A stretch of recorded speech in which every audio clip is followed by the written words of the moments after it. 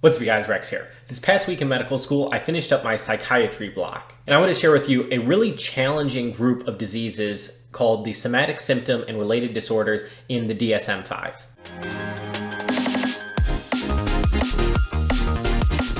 So the DSM-5 is the Diagnostic and Statistical Manual of Mental Disorders. It is basically the Bible of psychiatric medicine that is used to diagnose mental disorders. And so this is a group of disorders that I really am trying to think about as a future doctor, not a doctor yet, about how I would go about diagnosing this, that this would be something incredibly difficult and delicate situation. So essentially, this group of mental disorders are disorders where a patient presents with a physical symptom that they are experiencing, but is not actually coming from a pathological disease process physically occurring within their body. It is rather rooted in their brain and rooted in their mind, in something that is going on pathologically, yes, but not something that we can physically treat. It needs to be treated as a psychiatric illness. And so that's probably incredibly frustrating for these patients. If you come to a doctor hoping to get physical healing and the doctor says there's nothing wrong with you, quote, there's nothing physically wrong with you, there's something mentally wrong with you. And how to delicately approach and care for these patients seems like a huge challenge. So what are these disorders? So first is somatic symptom disorder. This is just a case where someone comes in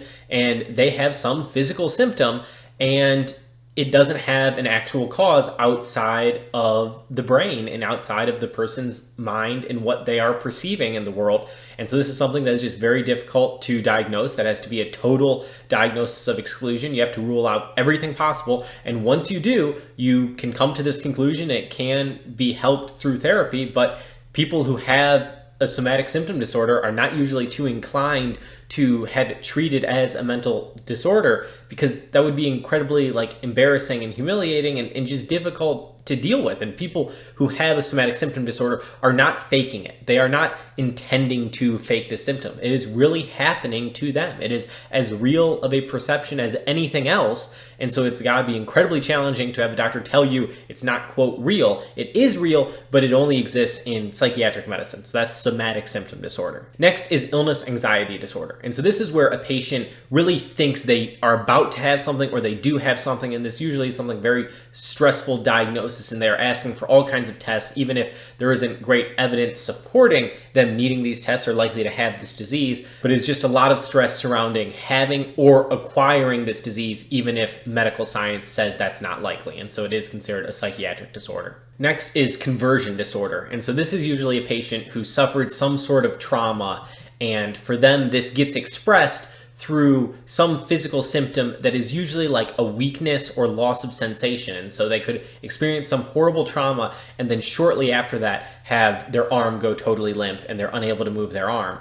And it's not from something physically happening, it is from some process that is occurring in their brain and psychiatrically, but it's very real for them and very scary, but it is a result of some conversion of this trauma into a psychiatric presentation that manifests in usually like a loss of sensation or a loss of ability to move some part of their body, inability to talk, inability to walk, something like that. So a very challenging disorder, but a very real disorder, but it's not something rooted in a physical disease process affecting the limb. It is still rooted in the brain. The next category is psychological factors affecting other medical conditions. And so this is where someone has a real medical problem, disease, pathology that is occurring, but it is complicated by an additional psychiatric symptom. Lastly is factitious disorder, and this is where a patient is willfully presenting with a disease that they do have some control over, trying to convince people that they have this disease.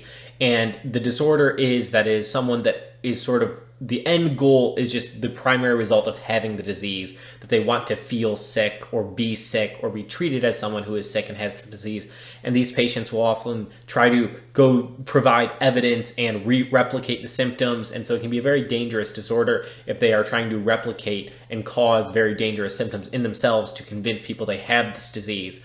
And so this is separate from not a disorder, but just the term malingering. And so this would be where someone is like faking sick. And so this is a third grader who wants to miss school so he can watch cartoons all day and just tells mom, oh, I'm sick, and runs their head under hot water to try and make it seem like they have a fever. That's malingering. That's different than factitious disorder, where malingering, there's some sort of ulterior motive. Little kid wants to play video games, wants to watch TV, stay out of school. They don't just want to be sick. Factitious disorder is you just want to be sick. And the last category is other specified somatic symptom and related disorder. And so this is just sort of the catch-all final bracket to finish out this category in the DSM-5. I just thought this was a really interesting and challenging disorder category that I learned about this week in my psychiatry unit in medical school. If you have any questions, comments, or concerns, I'd love to hear about them down below. I'll read and respond to every single comment. If you want to catch more of these videos as they come out, make sure you subscribe, hit the notification bell. As always, like if you like the video, dislike the video if you dislike the video, and until next time, don't be ordinary,